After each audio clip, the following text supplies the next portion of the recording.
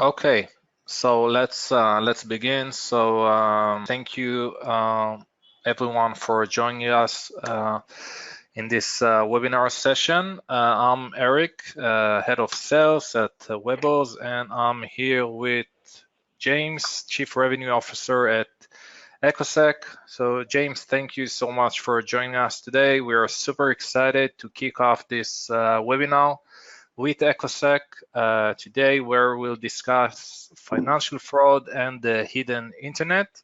Our goal is to provide our guests with a clear roadmap for staying ahead of financial fraud by staying on top of dark web threats. Webz and Beacon have joined forces to gather and deliver online information faster. With this information at your fingertips, you can detect data breaches sooner and you can take measures to prevent them in the future. So let's get started. James, care to introduce yourself? Yeah, absolutely. Hi, everybody. Really looking forward to getting into some of the nitty gritty once we get the ball rolling here. I'm James Villeneuve, like Eric said, I'm the Chief Revenue Officer here at Echosec Systems. We are a social media and dark web intelligence organization that deliver products that allow you to discover key information quickly and safely. So yeah, let's get going, Eric. Okay, perfect. Okay, so just before we start the agenda, please, I invite you to send us, if you have any questions or comments in the chat box, please feel free to do that. So in today's session, we will address the following. We'll talk about the data breach problem, share some statistics of data breaches, involve businesses in the financial sector. We'll then introduce the Webz product offering, the Echosec Beacon product, and of course, how we work together to help you detect financial crimes. We'll talk then how to find data that matters, what to look for, where to look, and what to do about it. All yours, James. So why are we here? This screen tells the whole story. Your data is vulnerable and data breaches are becoming increasingly more costly year over year. And these are two statistics that are pulled up by IBM's X-Force Threat Intelligence Index, which is an analysis of cyber threats across various industries. And this index actually found that finance and insurance are the most targeted industries by cyber criminals today. That's constituting 20% of cybercrime. And for those of you joining us from the US, you have the distinct pleasure of having your average data breach cost go up to 8.19 million from the global average of 3.92. So, what does this mean? It means that finding out what information has been leaked is crucial, responding to it even more so. It's very difficult to do that. Searching with Tor can be pretty cumbersome and dangerous. Many of your institutions that I'm sure that you represent don't even allow these types of products, Tor, a VPN, to be accessible from your corporate machine. So it's largely why Webz and Beacon have joined forces to offer up a product that allows you to respond and monitor these types of threats. Yeah, so absolutely, I agree with you. On our side, we see also a growing trend of trading of sensitive information, including personal identifiable information, forged bank statement, transaction and transfer services. To give you some context for those of you that are not familiar with Webz, so Webz is a data provider. We are focusing on data collection, providing an on-demand API access to the largest cyber data repository in the world today, and act as a one-stop shop basically for structured web data that comes from the open, deep, and dark web networks, along with the data that comes from messaging apps. Our data as a service is usually under the hood, and in this case, feed Echosec or Beacon analytic engine. Now let's try to connect all this to Beacon. James, please take it away. Yeah, of course. So, I mean, you've done a great job in stating that, Webhose is the engine and Beacon's the shiny car then. It's a deep and dark web search and discovery tool, which is utilizing the data from Webhose. So this allows you to discover key information from the safety of a Google Chrome or Firefox browser. So no Tor browser needed. It's parsed text. And as you can see on the screen here, we're categorizing into 3 main sections. So you're able to jump in and run a pretty typical search engine query with advanced filters, but also narrow that down by marketplaces, discussion boards, and breached data. So this allows you to gain access to not just the dark web, but some of the deep web sources like Discord and Telegram, which we'll jump into in the next couple slides. And it's currently used in information security industries, finance, protective intelligence, law enforcement, retail. I really think that you guys will get a lot of value out of the tool. Great. So let's dive a little bit into and talk a little bit more about how Webz and Beacon work together. So as I mentioned in my previous slide, Webz is focusing on data collection. This can apply to dark networks as well as for messaging apps. We are using different techniques in our collection process, focusing on bringing fresh data and fresh intelligence to our partners. On the anonymous network side, we are covering today networks like Tor, I2P, ZeroNet, OpenBazaar, and also recently added a new network called Blockchain DNS. We collect data from messaging apps such as Telegram, IRC, Discord, and others, where we see a growing trend of bad actors that are moving into those platforms. And of course, we are collecting illicit data that comes from the open and deep web sources, famous one like pastebin.com, 8chan, Nod, and many others.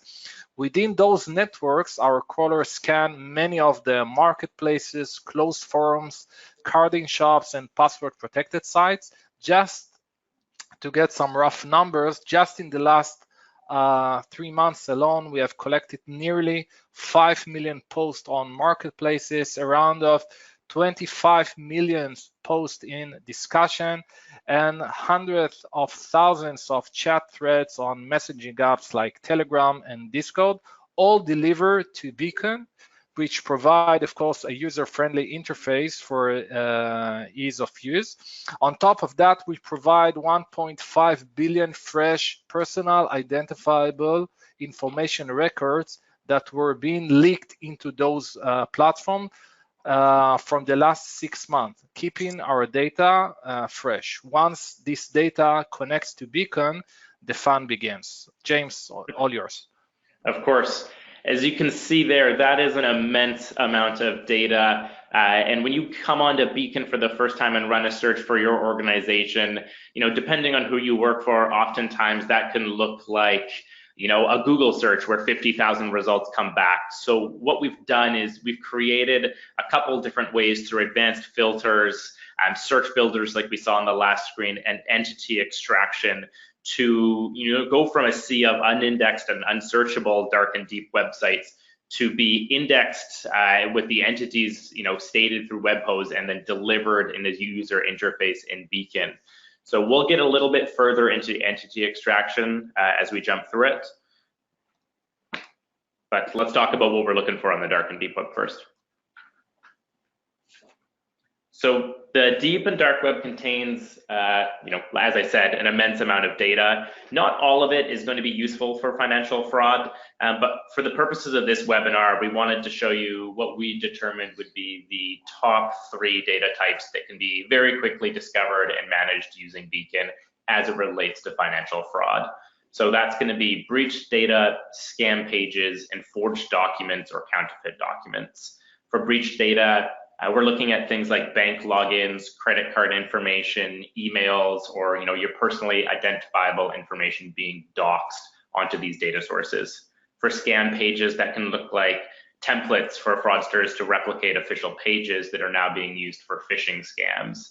And forged documents, that can be anything from bank statements that are being used to commit fraud against lenders and insurance companies, or bank cards and credit cards that are counterfeit.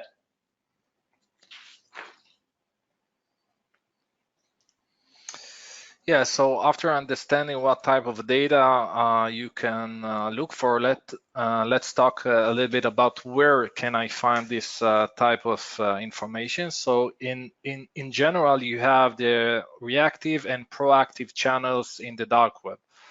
So marketplaces, for example, are typically reactive, and common topics you'll come across in those channels include credit and debit card information, tutorials on how to commit financial fraud, phishing kits, counterfeit of bank statement, transfers and transaction services, trading of goods and services. And in the proactive search, message boards and discussion are a good source to start, as they are a great way to learn about the unique lingo, code names, planning and strategies on how sensitive data will be exploited. This is also where you can learn about bad actors, discover where else their profiles might appear, and explore messaging apps and discussion forums to educate yourself and, of course, your clients on how to deal with vulnerabilities and prevent future attacks. These vulnerabilities include anything from leaked credit card info to bank statement and bank logins to transfer and transaction, not to mention corporate carding related work. So here is our first example of critical information you can find in our repository, and of course see very easily using the Beacon product. So this is a screenshot taken from one of the marketplaces in the dark web that is selling full credit card information of individuals who may or may not be one of your clients. This information should lead you or your client to take action. So when you discover this information, you can alert a specific individual that they require additional security measures on their account. We have, of course, obscured certain information from this slide for privacy reason. In the next slide, James can show us how did we arrive at this marketplace listing. Yeah, so important to see the Beacon side of the equation from the screenshot that we're seeing here, which is the dark web marketplace itself. But from Beacon, we're able to gain access to thousands of these marketplaces from one interface without having to join them, log into them. Eric had used some of the lingo or language that is being used. We're starting with a bit of a softball here in fulls or log.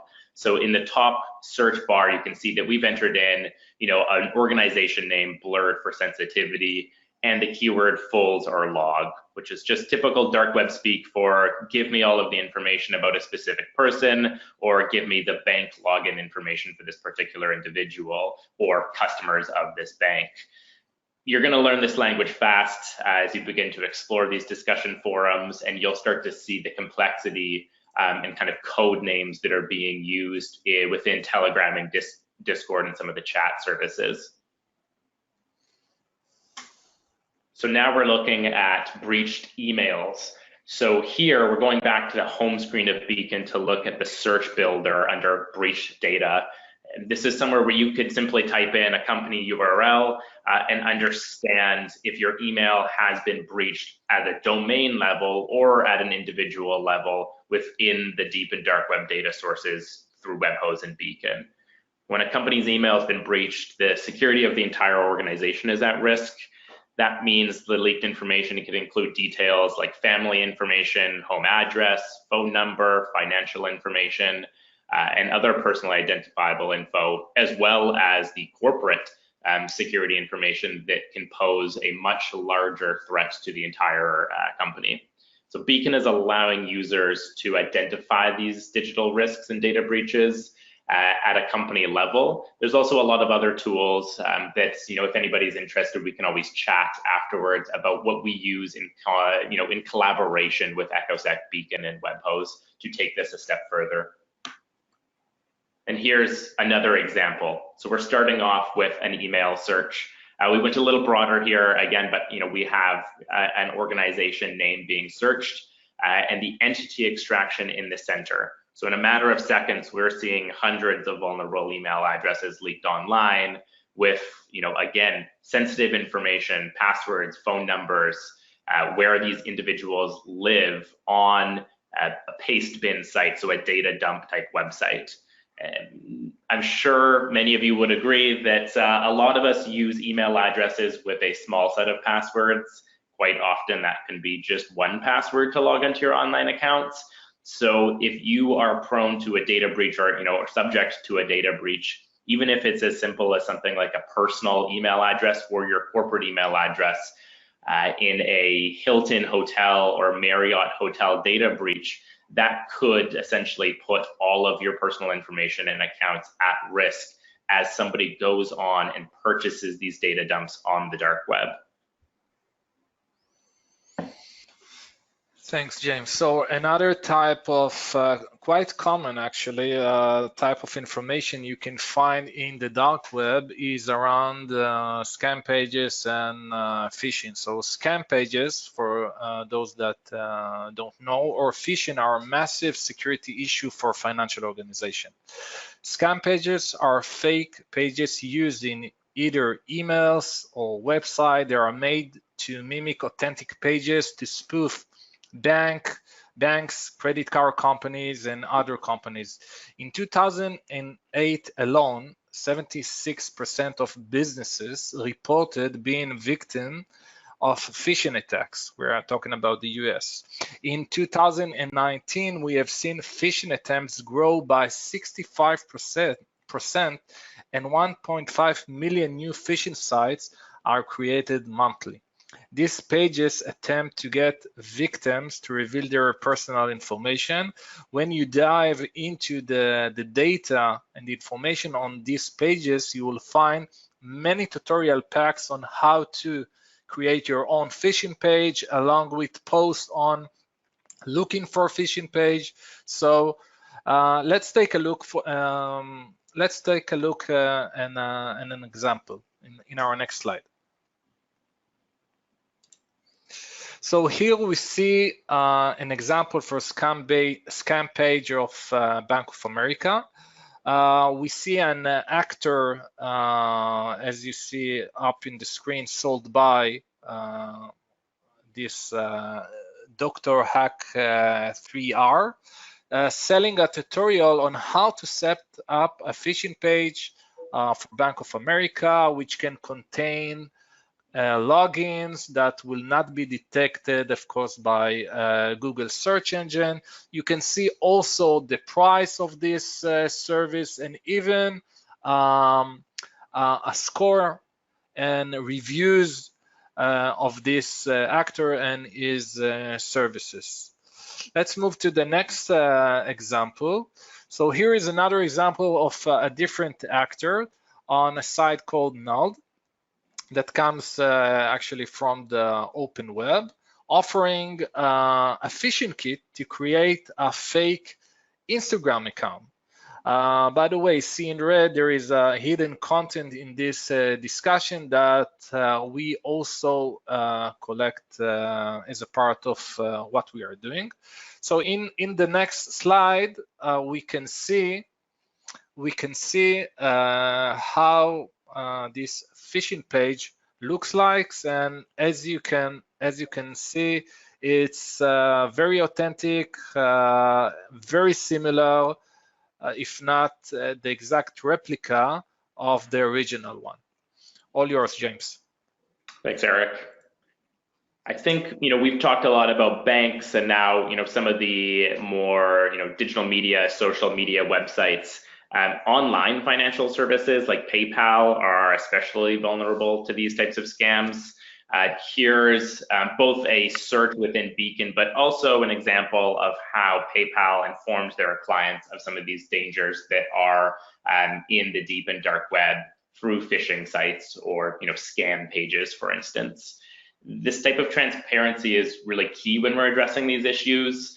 A lot of organizations that we're speaking to, once they find this data, they're not quite sure what the next steps are. We'll talk a little bit about that later, but this is a great example of responding to or being reactive to finding some of these threats online, is to inform your customers that they are out there and to know what to look for, so that your brand or company does not have a massive impact on customer trust, or a class action lawsuit filed against you for having this type of scam out there and not responding in a timely fashion.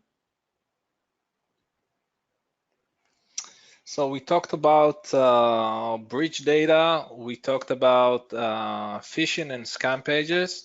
Another thing that is very common to find in the dark web is fraud documents and counterfeiting services and goods. So here is an example of forged bank statement for sale in one of the marketplaces in the dark web. So of course, forged bank statements and credit card templates are commonly bought and sold in dark web marketplaces by different actors.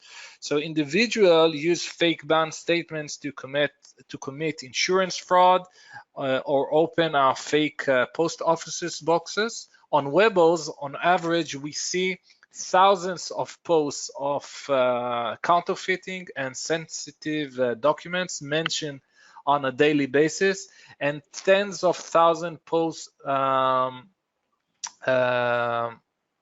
that are being mentioned with PII related information such as emails, social profiles, also phone, wallet IDs, etc.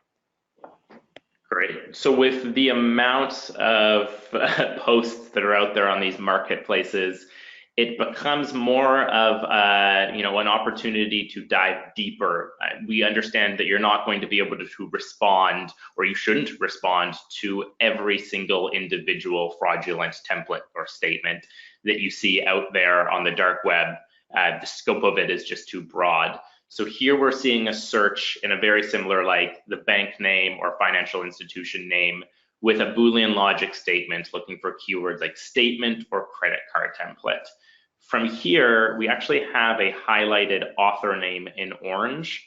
And this lets us go from a simple search with probably a couple hundred posts and marketplaces to pivot off on the author themselves. So now we're not necessarily looking for just a forged bank statement. We're looking to see, has this individual posted elsewhere in the deep and dark web?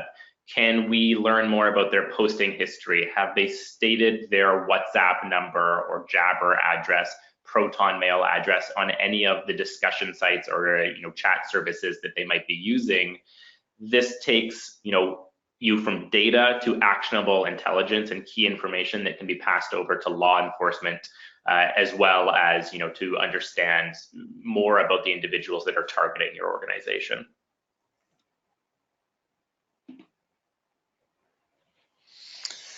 Yeah, so as we already mentioned, when it comes on messaging apps and discussion, there is a growing trend of trading through those platforms application, as you can see in the example in this slide. So marketplace dealers often advertise their listing and services on messaging apps and in discussion forums. There are also a common place for bad actors to share guide, instruction on committing fraud against different institutions using different techniques and scam, such as ATM scam, phishing, opening phishing accounts, as I mentioned. And bad actors will often use messaging apps and discussion forums to reveal their contact information. For example, Telegram username. So as James mentioned, once you have this entity extracted, using Beacon platform, you can further investigate this specific actor, see different posts, and try to understand the full picture. I would even take that one step further and state, having been introduced to the Telegram and Discord chat services through Webho's data feed, it's shocking to see the false sense of security that some of these users think they have because they believe they're in a private or hidden community, when really it's accessible through an invite link, which is being joined by Webhos and accessible by Beacon. So, oftentimes on a public-facing social media site, you may see some censoring or somebody avoiding, maybe getting too far down the rabbit hole in terms of illegal activity. You jump onto a Telegram group like we're seeing here with 1,300 members, and the subject matter turns very much towards, fraudulent activity, credit card services, etc. Definitely. And then in terms of the discussion boards, something that I think is also really valuable to keep an eye on is how they're propagating and being shared. And we're not just finding, individuals that are selling their services. We also want you to be able to find the communities that are selling tutorials and how-to guides. It's really important to become aware of these activities that are impacting your organization before they become too widespread. And in the instance of any ransomware, malware type, scams that are out there, you'll often find the communities on discussion boards talking about their success rates or how to better utilize these types of, fraudulent activities to others in their community. So what do we do about it? Once you start running these searches, and I have had, many conversations in the last year of my life with users where they didn't think they would find a whole lot about their organization on the dark web. And it's always shocking how much content is out there relevant to your organization, relevant to your industry. If it's happening at a rate that we saw at the start in the $3 to $8 million a year range for a cost of a data breach, it's going to happen to your organization. So by getting these early notifications on breaches or scams that are out there, it allows you to train your team, adapt your security protocol, inform your clients, and monitor for future risks. That can mean training your employees on security strategies like password best practices and how to detect phishing emails. It can mean adapting internal security systems to circumvent some of these hacking and phishing attacks and to increase security for detecting fraudulent documents like those PDF bank templates that were being sold on marketplaces. Informing your clients, we saw an example of that with PayPal. So let them know when and how to detect phishing emails and scam pages and how to better protect their own personal information. And then monitor activity online to be better equipped for future risks. So that means that your team, your security operations center, starts to feel more comfortable detecting suspect accounts rather than responding once it's gotten to a level that maybe it was too far down the road to react to. Just to reinforce the whole monitoring process, the last step that you just described, on our side, of course, it requires a robust and constant collection mechanism. So in that respect, the collaboration between us and Echosec works really smoothly as Webos take full responsibility on the collection side, where Echosec is providing enrichment and deep analysis on top of the raw data. Great. Thanks, Eric. So for everybody that's joined us today, we did want to offer up our thanks for attending our webinar. That includes a 10% off Beacon license for an annual contract. If you are interested, our contact information will be on the next page, but you can also use the link echosec.net/webinar to jump in and gain access to that discount code. And we're happy to jump in and take some questions now.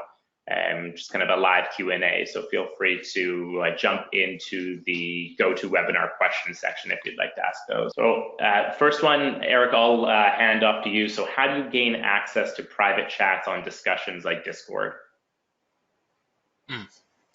Okay. Generally speaking, Webz, we cannot reveal all the techniques that we are using to retrieve the data.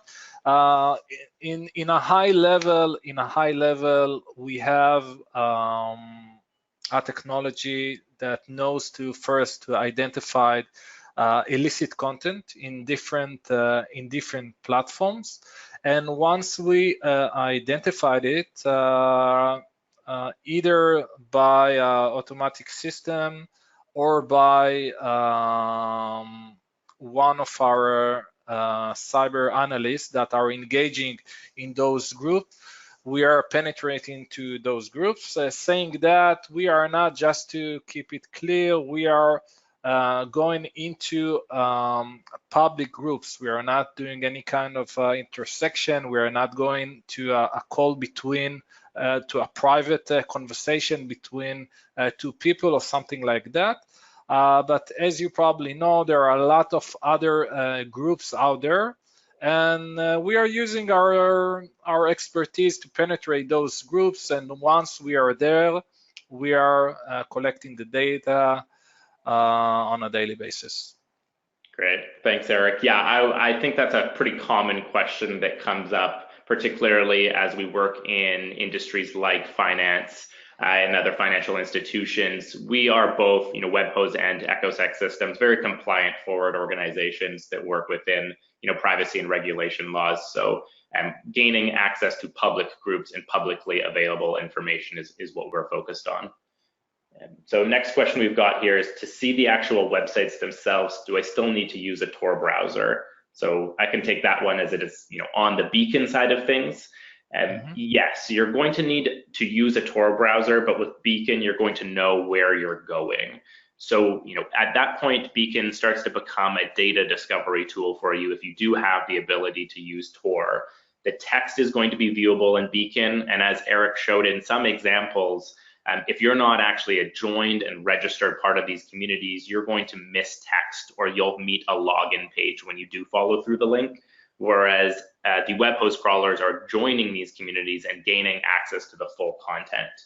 And so text is viewable in Beacon, images or not, but we do give you all the contextual information such as thread URL, link, if there's any image URLs, and when it was posted, so you can follow through. So next question is, do you scan mainstream social media also, like Twitter, Reddit, Facebook, Instagram, etc.? I think I can probably take that one because Beacon is one product by Echosec Systems, the organization I'm a part of. And we do have another product named Echosec, which is a social media monitoring service. And that does monitor things like Twitter and Reddit. And once we get back to Beacon, though, as you're within the product, you will see some social media sites that are more relevant to threat intelligence and digital risk being streamed in.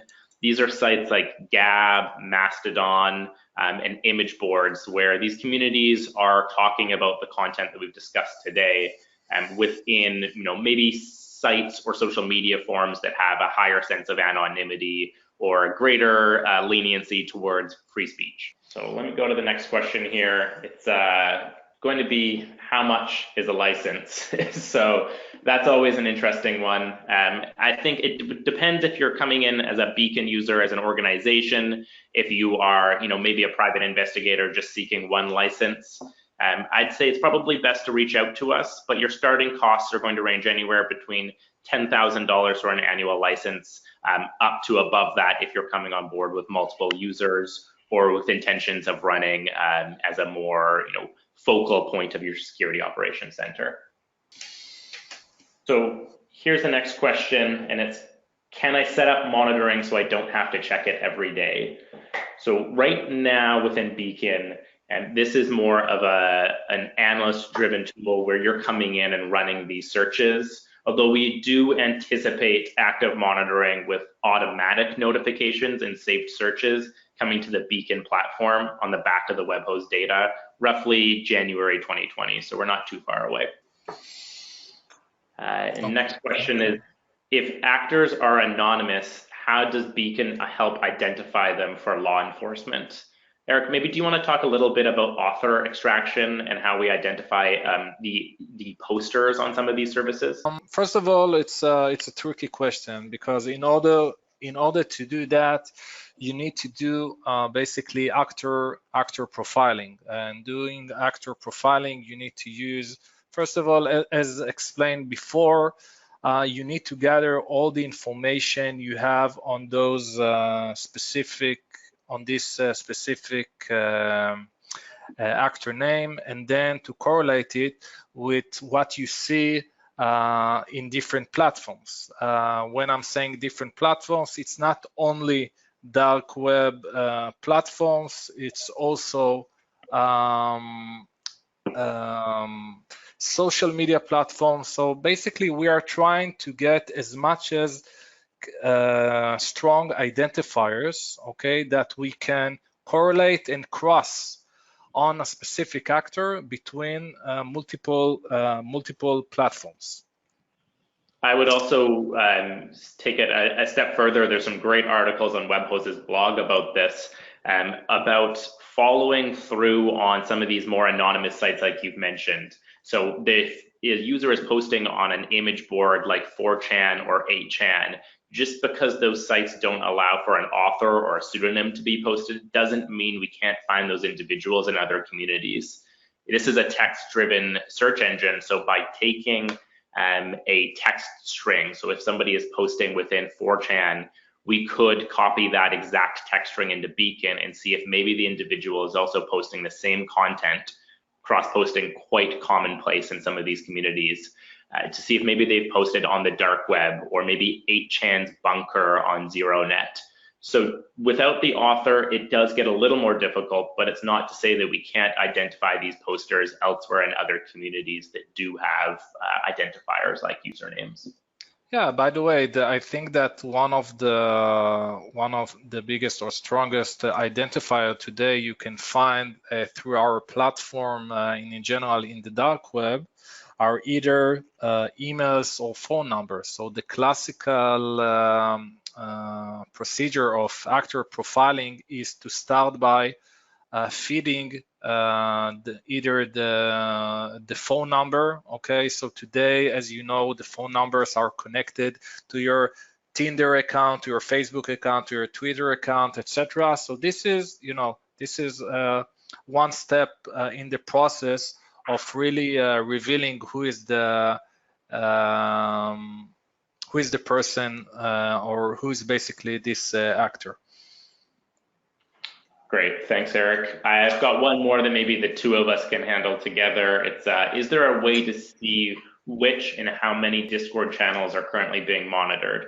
So within the Beacon interface, if you were to run a search, we do allow you to filter down by specific data sources. So rather than getting flooded with thousands of posts from dark websites, you could additionally say, I'm just interested in seeing the Discord channels here. And one step further, we can use some of the categorization functionality from Webhost to say I'm only interested in Discord channels related to financial crime to further refine this. Eric, if there's anything else on the data or Webhost side of things that would help with this question, feel free to jump in. No, I think that you sum it up quite good. Perfect, thank you very much. Very kind of you. And then in terms of a follow-up question when we were chatting about private groups, what is the percentages of public versus private data? So again, if when you say private groups, it really depends what exactly do you mean by that, because essentially we are going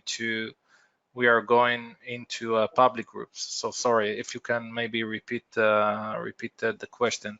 Maybe I didn't get. I think that may actually be the answer here. Is the percentages of public versus private is Even the chat services like Discord and Telegram that we're grabbing, as Eric mentioned before, are public groups within these chat services. So the peer-to-peer direct messaging, the end-to-end encryption is not something that we're providing through the Beacon interface. What we are providing is the Telegram group itself, where there are public-facing posts. The benefit to using Webhost and Beacon for these groups is a lot of them are join groups. So you're not going to gain access to this content until you find the link, which can be the most difficult part. And beyond that, you would have to register yourself as an individual in these groups and monitor them by just your typical scroll methods to see the content within. So we're taking pretty complex public groups and conversations and allowing you to query them by keyword and filter. Yeah, definitely. Just think about some of the groups probably you heard in the news, groups that are dealing with drugs or provide this kind of services, delivery services to your home. Also, groups that are related to terror or warfare. So we have, I'm saying that, for some reason, people might have the wrong impression that in the public groups there is not a real value, but it's just the opposite. We see a lot of value, a lot of great information that feeds not only Beacon, but most of the law enforcement agencies are using this type of information to track down pedophiles, drug dealers, and other scammers. Great, thanks, Eric. I think that's it for the questions here.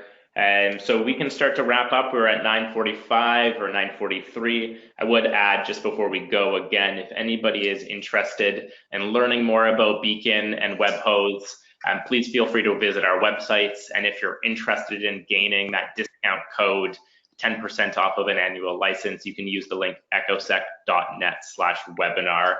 So thank you everyone very much for your time. I really appreciate you jumping on and learning more about financial fraud in the deep and dark web. Yeah, so thank you for joining us today. If you have any more questions, we'll be happy to follow up with you, of course. And thank you again, James.